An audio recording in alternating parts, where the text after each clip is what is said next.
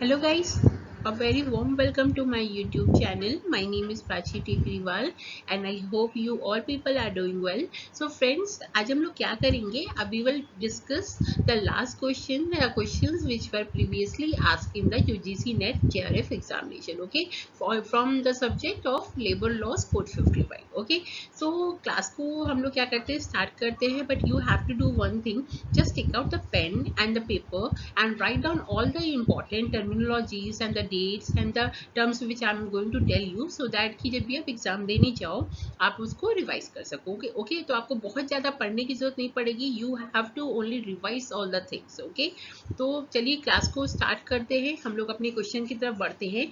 And also आपको क्या करना है, do share, like, share and subscribe the channel so that कि जब भी कोई नई वीडियो आती है तो आपको उसकी नोटिफिकेशन मिलते रहे. ओके, तो हमारे पास यहाँ पहला क्वेश्चन बन रहा है. पहला क्वेश्चन क्या है कि विच of the following is not a simulation technique of development. ठीक है, तो अभी हम लोग ने अपने क्लासेस में इसके बारे में पढ़ा भी था. तो इसमें आपके पास देखिए कितने सारे टर्म्स आ रहे हैं. ठीक है, पहला हमारा जो टर्म आ रहा है वो है सिमुलेशन. ठीक है, फिर दूसरा टर्म हमारे पास जो है वो है डेवलपमेंट. ओके, तो बेसिकली हमें इसमें क्या बताना है, हमें बताना है कि ये जो चार ऑप्शन आपके सामने दिए गए, ठीक है, इसमें सिमुलेशन टेक्निक कौन सी नहीं है.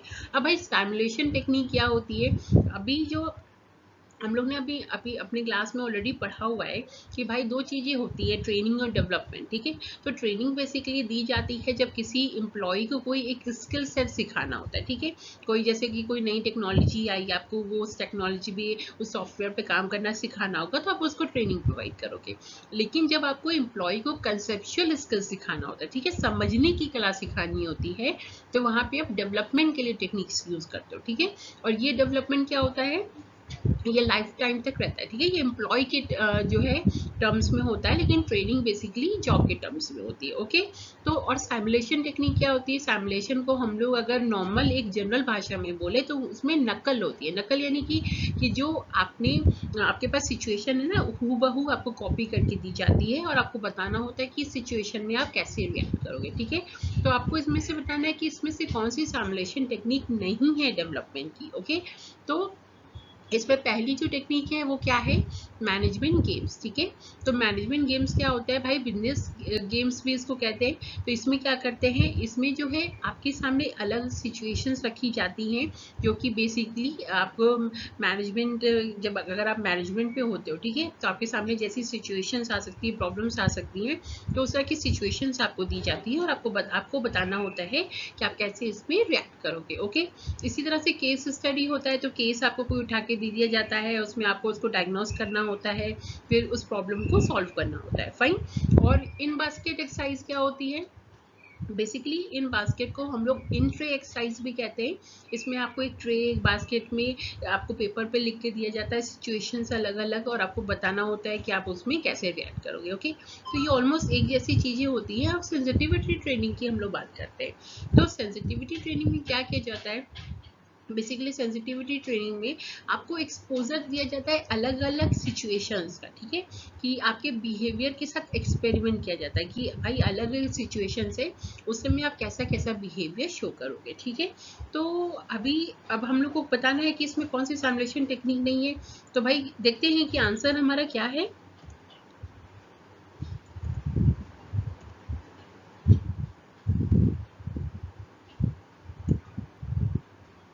तो हमारा आंसर क्या है, सेंसिटिविटी ट्रेनिंग. ठीक है, ऑप्शन 4. ओके, तो यहाँ पे सेंसिटिविटी ट्रेनिंग क्यों सिमुलेशन टेक्निक नहीं है, बिकॉज सिमुलेशन टेक्निक में क्या होता है, नकल होती है. ठीक है, और सेंसिटिविटी ट्रेनिंग में एक्चुअल में आपको फील्ड में ले जाके आपके बिहेवियर के साथ एक्सपेरिमेंट हो रहा है. ओके, लेकिन बाकी तीनों में क्या हो रहा है, बाकी तीनों में आपको कोई ऑलरेडी एक सिचुएशन दे दी जा रही है कि अगर ऐसा सिचुएशन है तो आप कैसे उसको टैकल करोगे. ठीक है, ऑलरेडी वो जो चीज़ें हो चुकी है उनमें से सिचुएशन दी जा रही है, लेकिन सेंसिटिविटी ट्रेनिंग में आपको एक्सपोजर दिया जा रहा है. ठीक है, तो इसीलिए सेंसिटिविटी ट्रेनिंग क्या है, सिमुलेशन टेक्निक नहीं है. ठीक है, डेवलपमेंट की, वो डेवलपमेंट की टेक्निक है लेकिन सिमुलेशन टेक्निक नहीं है. ओके, चलिए मूव करते हैं अपने नेक्स्ट क्वेश्चन की तरफ.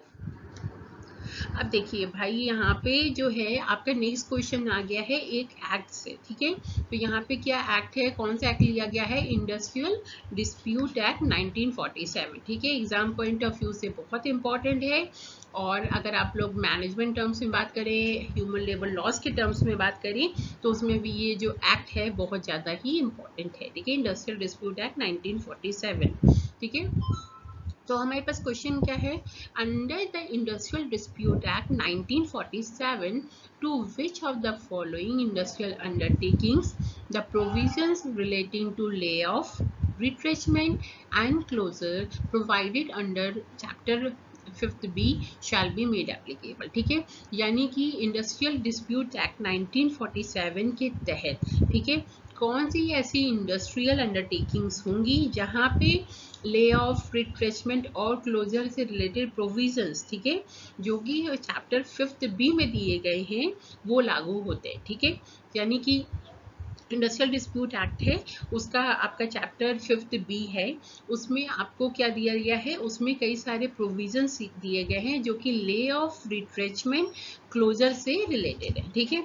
तो इसमें आपको बताना है कि भाई इंडस्ट्रियल डिस्प्यूट ये किस पे लागू होगा, ठीक है, किस तरह की इंडस्ट्री पे लागू होगा। तो बेसिकली हम लोग के पास पहला क्या बनता है, ऑप्शन क्या है मेरे पास, industrial establishment in which not less than 100 workmen were employed on an average per working day for the preceding 12 months, ठीक है। यानी कि अगर आपको क्या देखना है कि जो अभी preceding 12 months है, ठीक है, जो 12 महीने हैं, आपको देखना है कि जितने दिन भी काम हुआ उसमें एवरेज में कम से कम 100 वर्कमैन जो है वो काम किए हुए हो, ठीक है। इसी तरह से आपको ये क्या देखना है, industrial establishment in which not less than 100 workman were employed on an average per working day for the preceding calendar month, यानी कि जो पिछला महीना है, ठीक है, जो प्रीसीडिंग कैलेंडर मंथ है उसमें ऑन एवरेज कम से कम 100 वर्कमैन जो है उन्होंने काम किया हुआ, ठीक है। तो यानी पहले केस में क्या है कि 12 महीने में हम लोग एवरेज निकालते हैं वर्कमैन का, और वो 100 से नीचे नहीं होना चाहिए। इसी तरह से दूसरे ऑप्शन में क्या है कि हम लोग पिछले महीने का यानी कि प्रीसीडिंग कैलेंडर मंथ का निकालते हैं, उसमें 100 से कम नहीं होना चाहिए। इसी तरह से जो हमारा तीसरा है ऑप्शन, जिसमें कि industrial establishment in which not less than 100 workmen were employed on an average per working day during the preceding calendar year, यानी कि जो आपका preceding calendar year है, जो पिछला साल है, ठीक है, पिछला जैसे कि अभी 2020 चल रहा है तो हम लोग कैलेंडर ईयर पिछला जो साल था यानी 2019 उसकी बात करेंगे, तो उसमें जो है 100 वर्कमैन कम से कम काम किए हुए हो ऑन एन एवरेज, ठीक है। और चौथा ऑप्शन हमारे पास क्या है, industrial establishment in which not less than 100 workman were employed on an average for the preceding 3 months, ठीक है। यानी जो पिछला 3 महीना बीतता है उसमें ऑन एन एवरेज 100 वर्कमैन कम से कम काम किए हुए हो, ठीक है।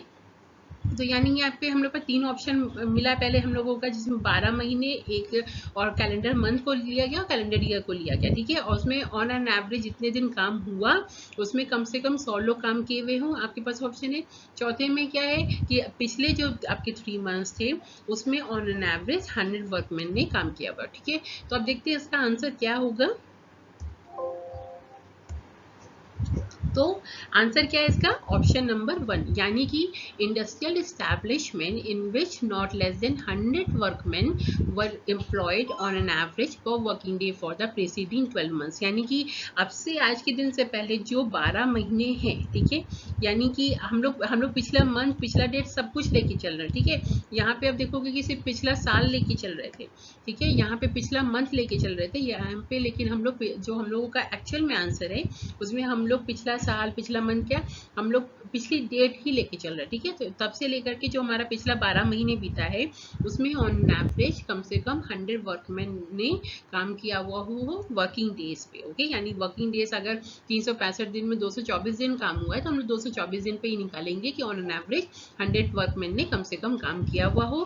तो वहीं पर इंडस्ट्रियल डिस्प्यूट एक्ट 1947 में चैप्टर 5th B में जो प्रोविजंस है ले ऑफ, रिट्रेचमेंट, क्लोजर के, वो सारी चीजें लागू होती हो, ठीक है। अब देखिए अभी यहाँ पे इंडस्ट्रियल डिस्प्यूट एक्ट की बात हो रही है, तो इसमें जब हम लोग ले ऑफ, रिट्रेचमेंट और क्लोजर के बारे में ही बात कर रहे हैं, चलिए इसको एक बार जल्दी से रिवाइज कर लेते हैं, ठीक है। तो इसमें पहली बात तो है आपको, अगर इसमें क्वेश्चन आपका बन सकता है कि इंडस्ट्रियल डिस्प्यूट एक्ट 1947 जो है कब इनैक्ट हुआ था, ठीक है। तो यहाँ पे आपका आंसर क्या होगा, यहाँ पे आपका आंसर होगा कि ये जो है 11 मार्च को आया, ठीक है। तो 11 मार्च जो है ये आपका कब आया 11 मार्च 1947 में। ओके, और बाकी ये क्यों बना कि भाई जो भी डिस्प्यूट्स होते थे आपकी इंडस्ट्रियल इस्टेब्लिशमेंट में उनको कंट्रोल करने के लिए, ठीक है। इनैक्ट हुआ था ये 11 मार्च 1947 में, और ये कब फोर्स में कब आया 1 अप्रैल 1947 में। ओके, तो आपको ये चीज याद रखनी होगी, ठीक है। 1947 तो आपको एक्ट से ही पता चल जाएगा, 11 मार्च और 1 अप्रैल आप डेट को क्या करोगे, याद रखोगे, ठीक है। फिर चलिए, अब हम लोग बात कर रहे थे ले ऑफ रिट्रेचमेंट की, तो देखते हैं कि इसमें ले ऑफ रिट्रेचमेंट जो है और साथ में आपकी क्लोजर्स है, इनको कैसे डिफाइन किया गया है इंडस्ट्रियल डिस्प्यूट एक्ट में, ठीक है, और इसके सेक्शंस क्या क्या हैं, ठीक है। तो आप यहाँ पे देखोगे सबसे पहले हम लोग चैप्टर 5B की बात कर रहे थे, जिसमें कि प्रोविजंस दिए गए हैं ले ऑफ के लिए, रिट्रेचमेंट और क्लोजर के लिए, ठीक है। तो यहाँ पे क्या होगा, ये जो है कब ऐड किया गया हमारे इंडस्ट्रियल डिस्प्यूट एक्ट में 1947 में, कब ऐड किया गया, जब देखो was added in the Industrial Dispute Act 1947 through amendment under Article 32 of the Constitution, यानी कि Constitution के आर्टिकल 32 में अमेंडमेंट के तहत जो है चैप्टर 5B को इंडस्ट्रियल डिस्प्यूट एक्ट में ऐड किया गया, ठीक है। आपको सिंपल सी चीज याद रखनी है, आर्टिकल 32 कॉन्स्टिट्यूशन के, ठीक है, जिसमें अमेंडमेंट हुआ। फिर ये चैप्टर किससे डील करता था, इसमें स्पेशल प्रोविजंस दिए गए थे, किसके लिए, ले ऑफ रिट्रेचमेंट और क्लोजर के लिए, ठीक है। इंडस्ट्रियल एस्टैब्लिशमेंट जितने भी होते हैं वहाँ पे जो भी आपका ले ऑफ होता है, रिट्रेचमेंट होता है, क्लोजर होता है, तो उससे रिलेटेड आपको इसमें स्पेशल प्रोविजंस जो है वो दिए गए थे, ठीक है। फिर chapter 5B includes section 25K to 25S of the Industrial Dispute Act 1947। तो आपको ये ध्यान रखना है कि अगर आपसे ये क्वेश्चन पूछा जाता है कि चैप्टर 5B में कौन से सेक्शन कवर होते हैं, तो सेक्शन 25K से लेकर के 25S तक कवर होते हैं, ठीक है। इसमें आपको ले ऑफ, रिट्रेचमेंट और क्लोजर के बारे में डिस्क्रिप्शन दिया गया है, उसके बारे में प्रोविजंस दिए गए हैं, ठीक है। तो अभी देखते हैं ले ऑफ क्या होता है बेसिकली। तो ले ऑफ की अगर हम लोग बात करते हैं तो इसको डिफाइन किया गया है सेक्शन 2K में, ठीक है, यानी सेक्शन है 2 और सब सेक्शन है K, ठीक है। तो ले ऑफ को इंडस्ट्रियल डिस्प्यूट एक्ट 1947 के सेक्शन 2K में डिफाइन किया गया है, और इसमें क्या बोला गया है, द फेलियर, रिफ्यूजल और inability of an employer on an account of shortage of coal, power or raw material, or the accumulation of stocks, or the breakdown of machinery or natural calamity, or for any other connected reason, to give employment to workmen whose name is borne on the muster rolls of his industrial establishment and who has not been retrenched, ठीक है। तो सबसे पहले आपको ध्यान रखना है जो वर्कर्स को रिट्रेंच नहीं किया गया है, ठीक है, उन्हीं को आप ले ऑफ दे सकते हो। फिर दूसरी चीज़ ये आपको ध्यान रखना है कि ले ऑफ कब दिया जाता है, जब एम्प्लॉयर सक्षम ना हो वर्कमैन को रखने में, जैसे कि अगर उसके पास शॉर्टेज है, ठीक है, उसके पास रॉ मटेरियल्स नहीं है और वो उतना प्रोडक्शन नहीं कर सकता, ठीक है, किसी नेचुरल कैलेमिटी के कारण कोई प्रॉब्लम हो गई, ठीक है, मशीनरी ब्रेक डाउन है, स्टॉक्स कम है, ठीक है, आपके पास उसके पास पावर सप्लाई नहीं है, तो इस केस में जब वो एम्प्लॉयज़ को हटाता है तो उसको क्या कहते हैं, उसको ले ऑफ कहते हैं, ठीक है। और इसको किस में डिफाइन किया गया, सेक्शन 2K के इंडस्ट्रियल डिस्प्यूट एक्ट 1947 के, ओके। फिर हम लोग बात करते हैं डेफिनेशन ऑफ रिट्रेचमेंट। तो रिट्रेचमेंट को इंडस्ट्रियल डिस्प्यूट एक्ट 1947 के सेक्शन 2OO में डिफाइन किया गया, ठीक है। आपको यहाँ पे एक चीज और याद रखना है, सेक्शन 2OO में डिफाइन किया गया, okay. Means the termination by the employer of the service of the workman for any reason, ठीक है। अगर कोई एम्प्लॉयर जो है वर्कमैन को टर्मिनेट करता है किसी भी कारण से, ठीक है, whatsoever otherwise, ठीक है, then as a punishment inflicted by the way of the disciplinary action but does not include, ठीक है, यानी कि अगर कोई एम्प्लॉयर किसी एम्प्लॉय को जो है हटाता है, ठीक है, उसको टर्मिनेट करता है, लेकिन पनिशमेंट नहीं दे रहा है, ठीक है, किसी भी तरीके का पनिशमेंट नहीं है, और बाकी ये तीनों चीज़ें नहीं है, ठीक है, ये जो तीनों कंडीशंस दी गई है, ये तीनों कंडीशंस ना हो और टर्मिनेशन ना हो, तो वो क्या कहलाता है, रिट्रेचमेंट कहलाता है। अब ये तीनों कंडीशन भी कौन कौन सी नहीं होनी चाहिए, basically voluntary retirement of the workman, ठीक है। अगर कोई वर्कमैन वॉलंटरी रिटायरमेंट ले रहा है, ठीक है, अपनी मर्जी से रिटायरमेंट ले रहा है, तो वो भी रिट्रेचमेंट नहीं कहलाएगा, ठीक है। फिर retirement of the workman on reaching the age of superannuation is the contract of the employment between the employer and the workman concern contains stimulation in that behalf, और सही। बीवी में क्या बोला गया? Termination of the service of the workman as a result of on renewal of the contract of employment between the employer and the workman concerned on its expiry or of such contract between terminated under a stipulation in that behalf contained there। ठीक है। और इसका मतलब क्या हुआ कि भाई समझ लीजिए कि कोई वर्कमैन है, काम कर रहा है, उसका कॉन्ट्रैक्ट जो है वो ओवर हो चुका है, ठीक है। तब अगर वो वहां से हट रहा है तो वो भी रिट्रेसमेंट नहीं होता, या अगर वो कॉन्ट्रैक्ट रिन्यूएबल के लिए रिन्यू होने के लिए गया है, ठीक है, और फिर इसीलिए वर्कमैन को हटाया जा रहा है कुछ समय के लिए, तो वो भी रिट्रेचमेंट नहीं होता, ठीक है। यानी कि क्या हुआ कि अगर खुद से रिटायरमेंट ले रहा है या कॉन्ट्रैक्ट का टर्म खत्म हो चुका है, ठीक है, या कॉन्ट्रैक्ट रिन्यू के लिए गया है, तो उस केस में भी जो है रिट्रेचमेंट नहीं होगा, और किसी में पनिशमेंट दी गई है तो वो भी रिट्रेचमेंट नहीं होगा, ठीक है। Termination of the service of the workman on the ground of continued ill health, ठीक है। अगर कोई एम्प्लॉय लगातार बीमार रह रहा है इसलिए उसकी सर्विस को हटाया गया है, तो वो भी रिट्रेचमेंट में नहीं आता, ठीक है। इन सब के अलावा जितनी भी कोई रीजंस होते हैं जिसकी वजह से एम्प्लॉय का सेपरेशन होता है अपने ऑर्गेनाइजेशन से, इंडस्ट्रियल एस्टेब्लिशमेंट से, तो वो क्या होगा, वो रिट्रेचमेंट में आपके आएगा, ठीक है। अब हम लोग बात करते हैं क्लोजर की। तो इसको सेक्शन 2cc में जो है डिफाइन किया गया है, means the permanent closing down of the place of employment और पार्ट देयर, ठीक है। यानी कि कोई परमानेंट क्लोजिंग होती है, चाहे जगह काम करने वाली जगह पे या उसका एक पार्ट क्लोज होता है, तो उसको क्या कहते हैं, क्लोजर कहते हैं, ठीक है। तो बेसिकली जो क्लोजर आपका लॉकआउट वगैरह जो भी चीज़ें होती हैं ये स्ट्राइक्स के अगेंस्ट में ही किया जाता है, तो इसके में भी बहुत सारे प्रोविजंस है, सारी चीज़ें हैं। इसको हम लोग आगे फॉर्म्स ऑफ डिस्प्यूट जब कवर करेंगे ना, तो उसमें इसको हम लोग पढ़ेंगे, ठीक है। तो आई होप कि आपको ये चीज़ें समझ में आई होंगी। कोई कंफ्यूजन होगा तो feel free to ask me, आप नीचे जो है कमेंट सेक्शन में लिख करके इसके बारे में पूछ सकते हो, ठीक है। चलिए नेक्स्ट क्वेश्चन में मूव करते हैं। नेक्स्ट क्वेश्चन क्या है, the wage limit for employees to be covered under the Employees State Insurance Act 1948, ठीक है। तो जो वेज लिमिट है एम्प्लॉयज स्टेट इंश्योरेंस एक्ट 1948 में, तो वो क्या है, ठीक है। तो यहाँ पे हमारे पास ऑप्शन क्या है, 18,000, 25,000, ठीक है। 18,000 है, 25,000 है, 15,000 है और 21,000 है, ठीक है। तो इसमें वेज लिमिट क्या है भाई, किस पे जो एम्प्लॉयज स्टेट इंश्योरेंस एक्ट 1948 लागू होता है। तो चलिए देखते हैं क्या चीज़ है इसमें। तो आंसर क्या है, आंसर है 4, यानी कि ₹21,000 में, ठीक है। तो इस employees State Insurance act basically workman को इंश्योरेंस प्रोवाइड करने के लिए जो है किया गया था कि किसी तरीके की अगर उसके साथ दुर्घटना होती है, ठीक है, किसी तरह की प्रॉब्लम होती है, तो उस केस में, ठीक है, जैसे कि अगर किसी एम्प्लॉय के साथ डिसेबिलिटी हो जाती है या वो बीमार पड़ जाता है या किसी की डेथ हो जाती है, तो इस केस में उसको जो है कंपनसेशन दिया जाता है, ठीक है। तो इसीलिए एम्प्लॉयज स्टेट इंश्योरेंस एक्ट 1948 आया था। तो इसमें जो वेज लिमिट जो कवर की गई थी वो थी 21,000, ठीक है। तो यानी 21,000 तक जिनकी भी वेज लिमिट होगी उनको जो है एम्प्लॉयज स्टेट इंश्योरेंस एक्ट 1948 में कवर किया जाएगा, ठीक है। पहले ये जो थी, अगर आपके पास ओल्ड डेटा होगा तो आपको पता होगा कि पहले ये 10,000, फिर 15,000 हुई, फिर 21,000, फाइनली ये जो है वो रिवाइज होके हो गई, ठीक है। तो आपको ये ध्यान रखना है कि अब की जो लिमिट है वो है 21,000, ठीक है। अब हमारे पास आता है क्वेश्चन नंबर 4, जिसमें है कि विच of the following pair is correctly match, ठीक है। आपको बताना है कि इसमें कौन सा जो पेयर है उसको सही से मिलाया गया है, ठीक है। यानी कि अब पहले के हिसाब से अब देखिए, FW Taylor human relation approach, Henri Fayol थे universality of management, Elton Mayo psychological approach और पार्कर फोलेट साइंटिफिक मैनेजमेंट। तो आपको इसमें से बताना है कि क्या सही है।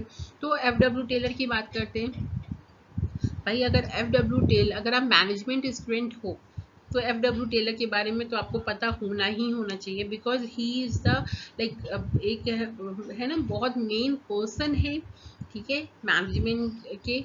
और इनको क्या कहा जाता है, father of scientific management, okay. तो डेफिनेटली अब ये साइंटिफिक मैनेजमेंट की जब बात कर रहे हैं तो FW टेलर का ही उनसे वो जुड़े हुए रहेंगे, तो पहला ऑप्शन तो करेक्टली मैच नहीं है, ठीक है। अब नेक्स्ट क्वेश्चन की बात करते हैं। तो नेक्स्ट हमारे पास ऑप्शन है Henry Fayol universality of management, okay. तो बेसिकली क्या है, जो हेनरी फॉल, जिसको फादर ऑफ मॉडर्न एडमिनिस्ट्रेशन भी बोलते हैं, तो इन्होंने ही यूनिवर्सलिटी ऑफ मैनेजमेंट बेसिकली दिया है। तो आंसर तो आपका सेकेंड ही सही है, पर हम लोग बाकी लोगों के बारे में भी डिस्कस कर लेते हैं। इसमें जो हमारा थर्ड पर्सन है एल्टन मायो, एल्टन मायो ने क्या दिया, ह्यूमन रिलेशन अप्रोच दिया। इनके हिसाब से जो सिर्फ मॉनिटरी फैक्टर्स हैं वही इंपॉर्टेंट नहीं होते ह्यूमन के लाइफ में, जिस तरह के ग्रुप में वो रहता है, जिन तरह के लोगों के बीच में रहता है, वो भी उसके काम के ऊपर, उसकी प्रोडक्टिविटी के ऊपर असर डालते हैं। इन्होंने बहुत फेमस एक्सपेरिमेंट किया था, हॉथॉर्न एक्सपेरिमेंट, जिसमें इन्होंने 5 तरह की चीज़ें की थी। इल्यूमिनेशन एक्सपेरिमेंट था, रिले टेस्ट रूम जो वाला टेस्ट था, जैसे बहुत सारे टेस्ट उन्होंने किए थे। तो जिन्होंने क्लासेस नहीं देखी वो पहले की क्लास में जा कर के देख सकते हैं ह्यूमन रिलेशन अप्रोच जो भी था हमारा इस सारी चीज़ों के बारे में, ठीक है, बिकॉज ये बहुत इंपॉर्टेंट है किसी भी एग्जाम पॉइंट ऑफ व्यू से अगर हम लोग बात करें, ठीक है। फिर हमारी बात आती है एम पार्कर फोलेट के बारे में। तो आपको ये बता दूं कि एम पार्कर फोलेट का अलग से भी आपका सिलेबस में दिया हुआ है, इनके बारे में आपको काफ़ी कुछ पढ़ना है। तो एम पार्कर फोलेट जो है बेसिकली इनको कहा जाता था मदर ऑफ मॉडर्न मैनेजमेंट, ठीक है। और ये इन्होंने क्या कहा था कि ये जो है सिर्फ साइंटिफिक चीज़ों की बात नहीं करती थी, ये बोलती थी कि उससे भी परे चीज़ें हैं, जैसे कि F.W. टेलर बोलते थे ना, तो सॉरी आपके एल्टन मायो बोलते थे ना, तो उसी तरह से इन्होंने बोला। तो इन्होंने बेसिकली साइकोलॉजिकल अप्रोचेस लिए थे चीज़ों के लिए, ठीक है। तो एम पार्कर फोलेट को और क्या कहते हैं, यानी कि मैरी पार्कर फोलेट को और क्या कहते हैं, she is called as mother of modern management, okay. तो यहाँ पे आंसर आपको 2 है, पता चल चुका है कि हेनरी फॉल ने बोला था यूनिवर्सलिटी ऑफ मैनेजमेंट, यानी कि जो मैनेजमेंट है वो हमारे पूरे यूनिवर्स में हर जगह बेसिकली लागू होता है, ठीक है। अब हम लोग क्वेश्चन 5 की ओर बढ़ते हैं। तो क्वेश्चन 5 बेसिकली क्या है, अब यहाँ पे एसर्शन रीजन है, इस तरह के क्वेश्चन आपके एग्जाम्स में भी आते हैं। आपको एसर्शन दिया जाता है और रीजन दिया जाता है, तो आपको बताना होता है कि इन दोनों में कौन सा गलत है या कौन सा सही है या दोनों सही है, ठीक है। और जो रीजन है वो एसर्शन को सही से एक्सप्लेन कर रहा है कि नहीं कर रहा है, ठीक है, यानी उस कथन को जस्टिफाई कर रहा है कि नहीं कर रहा है। तो हमारा एसर्शन क्या है, both proactive and reactive methods can address to the problem of accidents in companies। और आपका रीजन क्या है, labour welfare provisions like good housekeeping safety campaigns can go a long way in controlling accidents. यानी कि जो labour welfare provisions अगर हम लोग बनाते हैं, ठीक है, तो जैसे कि हाउसकीपिंग अच्छी रखते हैं, सेफ्टी कैंपेन अच्छा रखते हैं, तो क्या होगा कि कहीं ना कहीं हम लोग एक्सीडेंट्स को कंट्रोल कर लेंगे। तो ये बात तो सही है भाई, अगर आप ये सारे प्रोविजंस प्रॉपर तरीके से बना के रखोगे, हाउसकीपिंग सही रखोगे, अपना काम भी सब सही रखोगे, तो डेफिनेटली आप कहीं ना कहीं एक्सीडेंट्स को कंट्रोल कर लोगे। और एसर्शन क्या था कि भाई अगर आप प्रोएक्टिव और रिएक्टिव मेथड्स क्या कर सकते हैं, एड्रेस कर सकते हैं जो एक्सीडेंट्स होते हैं कंपनीज में उसको, ठीक है। प्रोएक्टिव यानी जो आपने पहले से सावधानी बरती है, और रिएक्टिव मेथड जो आप कोई प्रॉब्लम होने के बाद जो है सावधानी बरतते हो, ठीक है। तो डेफिनेटली जो आर एसर्शन और रीजन आपके दोनों क्या है, सही है, ठीक है। और क्या कर रहे हैं, रीजन जो है आपके सेशन को क्या कर रहा है, डिफाइन जो है उसको जस्टिफाई कर रहा है, ठीक है। यानी कि अगर आप ये सारी चीजें करोगे तो ये प्रोएक्टिव में ही तो आएंगी, यानी कि अगर आप हाउसकीपिंग सही रखते हो, सेफ्टी कैंपेन लेते हो, ठीक है, ये चीजें करते हो, ठीक है, एक्सीडेंट से पहले, यानी प्रोएक्टिव चीजें करोगे तो कहीं ना कहीं आप एक्सीडेंट्स को प्रॉपर तरीके से एड्रेस कर पाओगे। और इन केस एक्सीडेंट हो जाता है तो आपको इन्हीं चीजों को सही करनी है, सो दैट की यानी कि रिएक्टिव मेथड्स लेने, सो दैट कि आप एक्सीडेंट्स को प्रॉपर तरीके से कवर अप कर पाओ, ठीक है, उसको सही से मैनेज कर पाओ, यानी नेक्स्ट टाइम वो चीजें ना हो, ठीक है। कवर सिर्फ कवर नहीं करना है, उसको मैनेज भी करना है कि नेक्स्ट टाइम उसको नहीं करोगे, ठीक है। तो यहाँ पे आपका डेफिनेटली जो ऑप्शन 1 है वो सही है, A is right and R explains the A, okay. अब हम लोग आते हैं क्वेश्चन 6 की ओर। तो क्वेश्चन 6 बेसिकली क्या कहता है, laws are made to prescribe minimum welfare for workers, implementation of which is periodically supervised and punishment for defaulting employers is levied in dash of labour welfare, ठीक है। ऐसे ही अब हम लोग एक जब आप लेबर वेलफेयर के बारे में पढ़ोगे ना, तो उसमें हम लोगों की थ्योरीज जो है वो दी गई हैं, ठीक है। तो ऐसी कौन सी थ्योरी है जिसमें कहा गया था, जिसमें लॉज बनाए गए थे, ठीक है, जिसमें कि आपको मिनिमम वेलफेयर जो है आपको वर्कर्स के लिए क्या करना है, ये चीजें उसमें बताई गई थी, और उसको जो है पीरियडिकली क्या करना है, आपको सुपरवाइज करना है, यानी लॉज बनाने हैं, उसको आप सुपरवाइज भी करोगे टाइम के साथ साथ, और अगर उसको कोई फॉलो नहीं करता है तो उसके लिए पनिशमेंट भी दोगे। तो ये किस थ्योरी में कहा गया था? बेसिकली अब देख सकते हो यहाँ पे आपके पास 4 थ्योरीज आ रही हैं, तो इसके आंसर को चलिए देखते हैं। आंसर क्या है? पॉलिसिंग थ्योरी, ठीक है। डेफिनेटली टर्म से ही पता चल रहा है पॉलिसी, ठीक है। तो जहाँ पे पॉलिसीज बना रहे हो, यानी कि आप लॉज बना रहे हो, उसको सुपरविजन के लिए गाइडलाइंस प्रोवाइड कर रहे हो, पनिशमेंट भी दे रहे हो अगर कोई उसको फॉलो नहीं करता है, तो वो क्या होगा? Policing theory of labour welfare, ठीक है। इसी तरह से religious theory, public relation theory और प्लैकेटिंग थ्योरी भी है। तो इसको मैं सेपरेट क्लास में भी मैंने इसको डिफाइन जो है, आगे लेबर वेलफेयर की आपकी क्लासेस आने वाली हैं, तो आप इसको अच्छे तरीके से देखना, तो ये आपको पूरी तरीके से समझ में जो है वो आएगा। ओके, अब हम लोग बात करते हैं क्वेश्चन 7 की। तो क्वेश्चन 7 में क्या बोला गया है? Who worked on organisational theory, organisational behaviour and group dynamics, ठीक है। तो अब भाई ऑर्गेनाइजेशनल थ्योरी की बात करते हैं, ऑर्गेनाइजेशनल बिहेवियर और ग्रुप डायनामिक्स के बारे में बात करते हैं। तो इनमें से किन लोगों ने इसके लिए काम किया, ठीक है। तो इसमें हुगो मुन्सबर्ग आते हैं, रॉबर्ट ओवन आते हैं, मैरी पार्कर फोलेट आती हैं, जॉर्ज एल्टन मायो आते हैं, ठीक है। अब जॉर्ज एल्टन मायो के बारे में तो आपको पता चल ही चुका है, इन्होंने हॉथॉर्न एक्सपेरिमेंट किया, ठीक है। इन्होंने जो है ह्यूमन रिलेशन अप्रोच दिया। अब हम लोग बात करेंगे ह्यूगो मुन्सबर्ग के बारे में। तो ये कौन थे?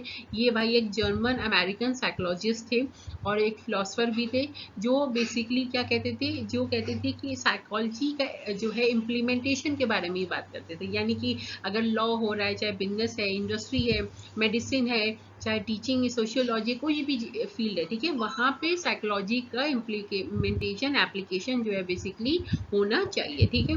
अब रॉबर्ट ओवन की बात अगर हम लोग करें तो बेसिकली ये क्या थे?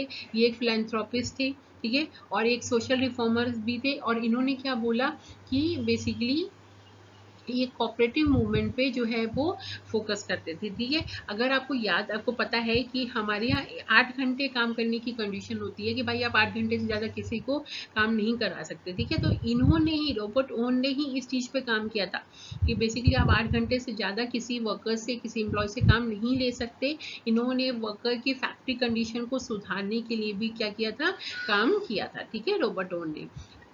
मैरी पाकर फोलेट की बात करते तो मैंने आपको पहले ही बताया कि साइकोलॉजिकल अप्रोच के लिए इन्होंने वर्क किया था, ठीक है। और इन्होंने क्या बोला कि इन्होंने साइकोलॉजिकल अप्रोच पे फोकस किया, और इसीलिए इन्होंने ऑर्गेनाइजेशनल थ्योरी, ऑर्गेनाइजेशनल बिहेवियर और ग्रुप डायनामिक्स के लिए बेसिकली काम किया, ठीक है। और साथ में आपको ये ध्यान रखना है, रॉबर्ट ओवन ने बेसिकली 10 आवर्स के वर्किंग ड्यूरेशन की बात की थी कि एक दिन में आप 10 घंटे से मैक्सिमम जो है काम ले सकते हो, यानी 8 घंटे आप नॉर्मली काम करा सकते हो, और अगर आप ओवर टाइम वगैरह करा भी रहे हो तो किसी से मैक्सिमम क्या कर सकते हो? 10 घंटे ही आप जो है काम करा सकते हो, ठीक है। उन्होंने वर्किंग कंडीशन को सुधारने के लिए काम किया। मैरी पाकर फोलेट ने ऑर्गेनाइजेशनल थ्योरी, ऑर्गेनाइजेशनल बिहेवियर और ग्रुप डायनेमिक्स के लिए काम किया, और जॉर्ज एल्टन मायो ने डेफिनेटली ह्यूमन रिलेशन अप्रोच के लिए जो है वो काम किया हुआ है। ओके, चलिए नेक्स्ट क्वेश्चन की ओर मूव करते हैं। अब आपको यहाँ पे क्या करना है? यहाँ मैच द फॉलोइंग बेसिकली है।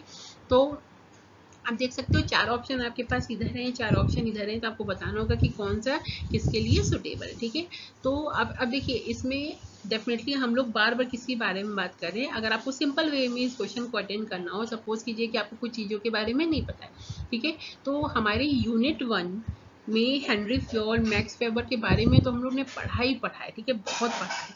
तो हेनरी फ्योल का तो डेफिनेटली आपको पता चलता है कि हेनरी फ्योल कौन है? He is father of modern administrative management theory, ठीक है। आपको यहाँ पे पहले पता चल रहा है, तो यानी कि डी का ऑप्शन 1 होगा, ये आपको जो है यहाँ पे पहले से पता चल रहा है, ठीक है। अब हम लोग नेक्स्ट पे आते हैं। तो नेक्स्ट की अगर हम लोग बात करते हैं तो यहाँ पे कौन है? मैक्स वेबर की बात करते हैं। सॉरी, डी का ऑप्शन 2 होगा, ठीक है। यहाँ पे ऑप्शन 2 होगा, तो आपका ये जो ऑप्शन 1 है, ठीक है, यहाँ पे ये कट जाएगा क्योंकि यहाँ पे डी का 1 आ रहा है, तो डी का आपका 1 तो है नहीं, डी का 2 है।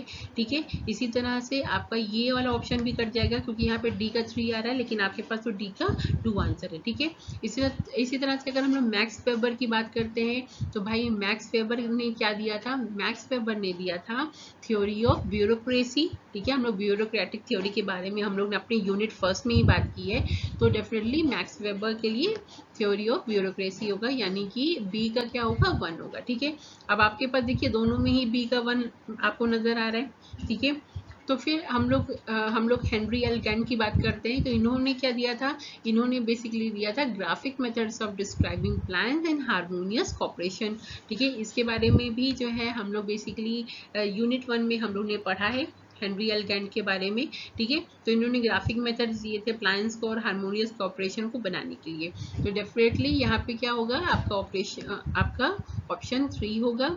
और एलेक्स एफ ऑसबॉर्न ने क्या दिया था, यहाँ पे उनको क्या कहा जाता है, उनको कहा जाता है फादर ऑफ ब्रेनस्टॉर्मिंग। ठीक है, तो यहाँ पे क्या होगा, 4 होगा। ठीक है, तो यानी आपको क्या मिल रहा है, 3142, जो कि है आपका ऑप्शन नंबर 3। ओके, तो बेसिकली आपको कुछ चीजें पता होना जरूरी है, जैसे कि हम लोग 4 3 में कंफ्यूज हो गए थे, तो इन दोनों चीजों में एक चीज है तो आपको डेफिनेटली याद रखनी पड़ेगी। ठीक है, तो ये जो 4 लोगों के बारे में हम लोग ने आज पढ़ा है, तो इसके बारे में तो आपको डेफिनेटली, अब तो आपने पढ़ लिया ना इसके बारे में, तो आपको इसको याद रखना ही है। यानी कि हेनरी एल गैंट ने क्या दिया था, उन्होंने दिया था graphic method of describing plans and harmonious cooperation, और मैक्स वेबर ने थ्योरी ऑफ ब्यूरोक्रेसी दिया था। एलेक्स एफ ऑसबॉर्न को फादर ऑफ ब्रेन स्टॉर्मिंग भी बोला जाता है, और हेनरी फ्योल्ने को father of modern administrative management theory जो है वो बोला जाता है। ओके, तो आई होप कि आपको ये जो है समझ में आ रहा होगा। कोई कंफ्यूजन है तो आप उसको कमेंट सेक्शन में लिख के मुझसे पूछ सकते हो। ठीक है, अब मूव करते हैं नेक्स्ट क्वेश्चन की ओर। तो नेक्स्ट क्वेश्चन हमारा बेसिकली क्या है, the present value of the future contribution of employees in one of the methods of. ठीक है, हम लोग क्या कर रहे हैं यहाँ पे कि हम लोग प्रेजेंट वैल्यू निकाल रहे हैं कि एम्प्लॉय का फ्यूचर कंट्रीब्यूशन क्या है। ठीक है, तो ये किस तरह का मेथड हो गया, एचआर अकाउंटिंग है, इन्फ्लेशन अकाउंटिंग है, रिस्पॉन्सिबिलिटी अकाउंटिंग है, सोशल अकाउंटिंग है। ठीक है, तो डेफिनेटली सोशल अकाउंटिंग तो नहीं है, हम लोग यहाँ पे फ्यूचर कंट्रीब्यूशन की, एम्प्लॉयज़ की फ्यूचर कंट्रीब्यूशन की बात कर रहे हैं। ठीक है, इन्फ्लेशन अकाउंटिंग भी नहीं होगा क्योंकि हम लोग एम्प्लॉय की जो है कंट्रीब्यूशन की बात कर रहे हैं। ठीक है, तो अब एचआर अकाउंटिंग और रिस्पॉन्सिबिलिटी अकाउंटिंग की बात हो रही है। तो बेसिकली एचआर अकाउंटिंग क्या होती है भाई, अकाउंटिंग में हम लोग क्या करते हैं, हम लोग अपने एसेट्स लाइबिलिटीज़ का ख्याल रखते हैं। ठीक है, और हम ये देखते हैं कि जो हम एसेट्स में खर्च कर रहे हैं वो हमारे फ्यूचर में कितना काम आएगा। ठीक है ना, तो एचआर अकाउंटिंग में भी तो हम लोग वही चीज़ करते हैं, हम लोग देखते हैं कि जो हम लोग एम्प्लॉयज़ के ऊपर कॉस्ट इन्वेस्ट कर रहे हैं, ठीक है, जो उनके ऊपर खर्च कर रहे हैं, जो उनको सैलरी पे कर रहे हैं, बेनिफिट पे कर रहे हैं, ये एम्प्लॉई अल्टीमेटली जाके हमें कैसी प्रोडक्टिविटी प्रोवाइड करेगा, तो यही चीज़ तो हम लोग एचआर अकाउंटिंग में निकालते हैं। तो डेफिनेटली जो आपका ये क्वेश्चन है इसका आंसर क्या होना चाहिए, एचआर अकाउंटिंग होना चाहिए। ओके, तो यानी कि हम लोग यहाँ पे क्या कर रहे हैं, एचआर अकाउंटिंग में हम लोग क्या करते हैं, हम लोग प्रेजेंट वैल्यू निकालते हैं कि एम्प्लॉय का फ्यूचर कंट्रीब्यूशन क्या हो सकता है, और उसके अकॉर्डिंगली उसकी सैलरी, उसके बेनिफिट्स को क्या करते हैं, डिसाइड करते हैं। फाइन, तो एचआर अकाउंटिंग, एचआर ऑडिट्स ये आपका सेपरेट चैप्टर है, आपको इसको आपका थोड़ा डीप में समझना है तो डेफिनेटली उस चैप्टर को देखो। ओके, अब बारी आती है in which year AITUC was form. तो सबसे पहले AITUC क्या होता है, इसको हम लोग कहते हैं all India trade union Congress. ठीक है, यानी कि आपकी जब ट्रेड यूनियन बनी थी तो ट्रेड यूनियन को एफिलिएट करने के लिए फेडरेशंस थे, तो जिसमें आपके 4 फेडरेशंस बेसिकली होते हैं। ठीक है, तो इसमें AITUC जो है आपका, आप कह सकते हैं ये सेकेंड लार्जेस्ट आपका जो है फेडरेशन है। ठीक है, और लेकिन फॉर्म हुआ था ये सबसे पहले, तो ये कब फॉर्म हुआ था आपको इसमें ये बताना है। तो इसको, ये फॉर्म बेसिकली कब हुआ था, 1926 में, नो 1920 में, यस। ठीक है, ये AITUC का फॉर्म हुआ था, बेसिकली 1920 में फॉर्म हुआ था। और इसको फॉर्म किसने किया था, ये क्वेश्चन अगर आपका एग्जाम में बनता है तो आपको क्या बताना है, इसको फॉर्म किया था जोसेफ बाप्टिस्टा ने। ठीक है, तो आपको देखिए यहाँ पे क्या क्वेश्चन बन सकता है, आपसे पूछा जा सकता है कि AITUC पहली बार इसका फुल फॉर्म क्या है, तो आपको याद रखना है all India trade union Congress. ठीक है, ये कब फॉर्म हुआ, 1920 में, किसने फॉर्म किया, जोसेफ बाप्टिस्टा ने। सेकेंड लार्जेस्ट आपका ये जो है फेडरेशन है लेकिन फॉर्म हुआ था सबसे पहले, ठीक है। और इसमें आपकी ऑर्गेनाइजेशनल सेटअप के बारे में भी और बहुत सारी चीज़ें हैं जो कि आप हमारे ट्रेड यूनियन के यूनिट में पढ़ सकते हो। ओके, तो आई होप कि आज की क्लास आपको अच्छी लगी होगी। अगर अच्छी लगी है क्लास तो guys please hit the like button and अपने कमेंट सेक्शन में लिख करके अपने फीडबैक आप ज़रूर दो, सो दैट कि क्लास में कोई भी इम्प्रूवमेंट की ज़रूरत है तो वो हो सके। और जो भी क्वेश्चन मैंने आपको बताए हैं ना, आप इनको लाइटली मत लेना, they are very important, because इस तरह के क्वेश्चन आपके एग्जाम में आ भी चुके हैं। और ये क्वेश्चन जो है अभी आप देखो, छोटे छोटे क्वेश्चन की वजह से आपने कितनी सारी चीज़ें सीख ली, ठीक है। तो इस यूनिट को जरूर एक बार इस क्लास को दोबारा देख के अच्छे से आप सारी चीज़ें नोट डाउन कर लेना और एग्जाम में पढ़ के ज़रूर जाना, ठीक है। तो मिलते हैं हम लोग नेक्स्ट क्लास में, जहाँ पे हम लोग और भी क्वेश्चन डिस्कस करेंगे, दूसरे टॉपिक डिस्कस करेंगे। तो तब तक के लिए thank you so much, thank you for watching the video session and bye bye, take care, stay home, stay safe.